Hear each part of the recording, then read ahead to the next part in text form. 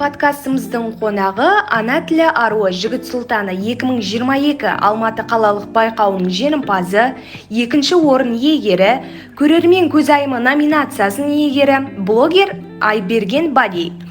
Айберген қазіргі таңда физика-техникалық факультетінің 2-ші курс студенті. Подкастыма қош келдің. Сұхбатымызды бірден сұрақтан бастайық. Осы байқауға қатысу туралы ой қайдан келді? Іріктеу кезеңінен өтетініне сенімді болдың ба?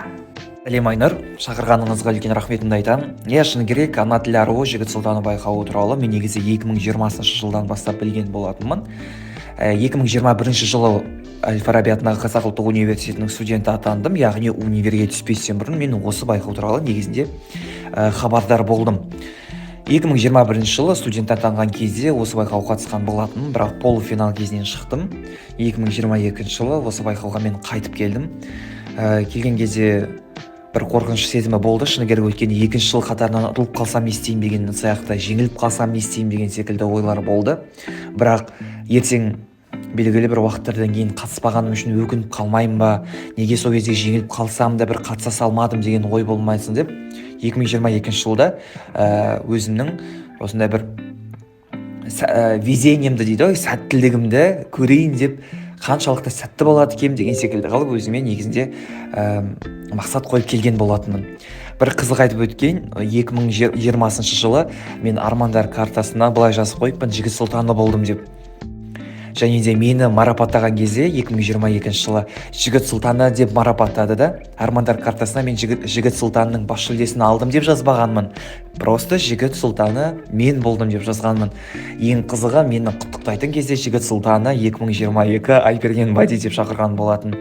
Сондықтан да осы тұс айтқым келеді, егер де біріншіден армандарыңызға, мақсаттарыңызға сеніңіздер, және де оны құрап жатырған кезде, жалпы оны бір қағазға жазып жатқан кезде нақтылап жазсаңыздар, яғни ненің не екенін тек бетін бұлдырлап қана жазбай, толығымен нақты ненің не екенін түсінің затына дейін, түсіне дейін жазсаңыздар, менің ойымша бәрі жақсы болады. Өте қызықты оқиға екен, ескеретін жайт екен. Жалпы осы байқау 4 кезеңнен тұрды, білуімше. Сен үшін қай кезең қиындық тудырды? 4 айналым болды. 4 айналымның ішінде екінші айналымы мен үшін белгілі бір сондай бір кішкене бір қиындық туғызған болды. Өйткені алдыңғы жылы мен екінші айналымнан осы байқаудан шыққан болатын.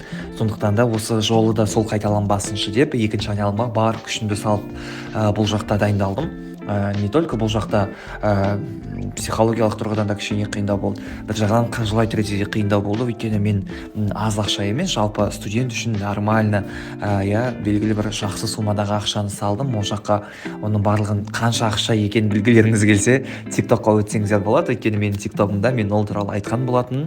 Қанша ақша құрттым және ол ақшаға мен не істедім, соның барлығын мен TikTokымнан көрсеңіздер болады. Жалпы екінші айналым мен үшін сондай бір кішкене қиындау кезең болды.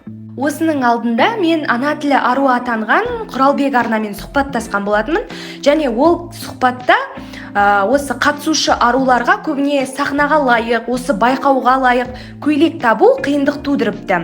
Ал сұлтандарға ше, яғни бұл көбіне реквизиттерге көбірек ақша жұмсалды ма, немесе киімге ма? Осы жағын нақтылай кетсең? Әрине, барлық реквизиттер, барлық киімдер, олардың барлығы оңай болмады. Киімдердің барлығын табу, өйткені мысалға біз басқа кезеңдерді қоя тұрып финалдың өзін алсақ та, финалдың өзінде бізге 3 түрлі киімдер қажет болды. Басында бізге таныстыру киімі болды, дефиле киімін табу қажет болды.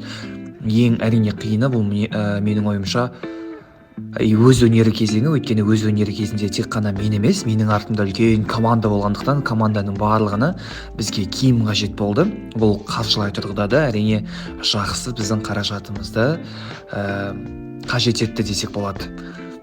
Сенің жазбаларынан көргенім, бұл дайындыққа аз уақыт берілген секілді. Мәселен, өнер көрсетудің өзінде, мысалы, биге оны жаттау керек, қимылдарын жаттау керек деген секілді. Осындай қиындықтар туындады ма? Осы дайындықпен сабақ қатар келіп, аст үстіне жаңағындай қосылып, үлгере алмай қалған кезеңдер? Дұрыс айтасыз, шыны керек импульсивті тұрғыда өтті, яғни кезеңдер бірінен кейін бірі тез болды. Негізінде бір жағынан қатысушы ретінде бір жерінен қиын болса да, бір жағынан бізге жақсы болды. Өйткені қатты ұзаққа созылып кетсе де бізге де қиын болатын еді. Сондықтан да жақсы уақыт таңдаған үшін организаторларға, яғни жобаның дайындаушыларына үлкен алғысымды айтамын. Келесі сұрағым мынадай. Бұл байқауда жалпы дефиле кезеңіне қатты назар аударылады. Сен осы кезеңге қалай дайындалдың? Сән көрсетіліміне деген көзқарасың қалай? Жалпы модельдікке бұрын-соңды қызығушылығың болды ма? Иә, кішкентай кезімнен дефилеге, осы модельдік әлемге өте қатты қызығамын, бірақ дегенмен де белгілі бір жерге барып, өзімнің бұл дағдымды жақсартпаппын. Бірақ әрине болашақта жоспарлар бар бұл дүниеге. Финалға бойынша айтып кететін болсақ, финалда жүргенімді, осылай финалда дефиле көрсететінімді, үстімде әдемі киімнің болатын барлығын көз алдыма елестетіп, әрқашан визуализация жасайтынмын, және де сол дүниеге апарған үшін біріншіден әрине жаратқанға үлкен рахмет айтамын. Не дегенмен адамдардың сондай бір қошеметі, негізінде ойлайтынмын, қобалжып кетпесем екен, дұрыс емес жүрмей қалмасам екен деген сияқталып, бірақ адамдардың қошеметі менің өзіме деген сенімсіздігімді басып, сенімділігімді арттыра түсті десе болады. Шыны керек, биылғы байқау өте жоғары деңгейде өтті, және қатысушылардың арасындағы бәсекелестік жоғары болды деп айтсам қателеспеймін. Бұл кастингінің өзіне, яғни байқаудың 200-ден астам қатысушылар келді. Олар осы Алматы қаласы бойынша әртүрлі университеттерден келіп отырғандықтан бәсекелестік жоғары болды. Ал енді осы финалға дейін, яғни гранд финалға дейін жетіп, жеңімпаз атанған кездегі ішкі сезімің қандай болды?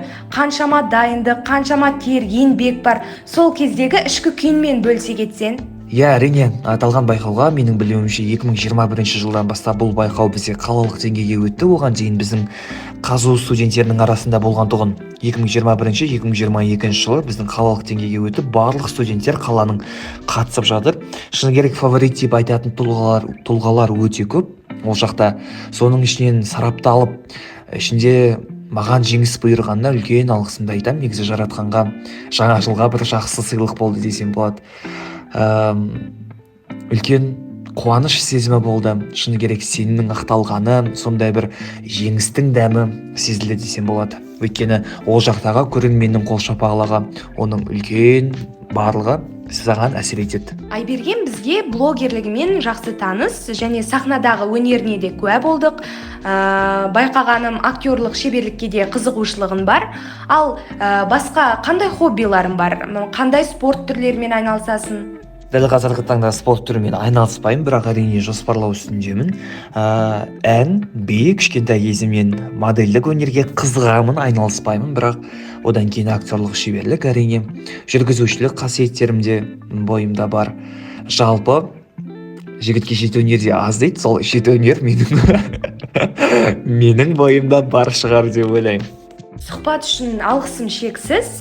Өнеріңмен осы қалың көпшілікке таныла бер, шығармашылық табыстар тілеймін.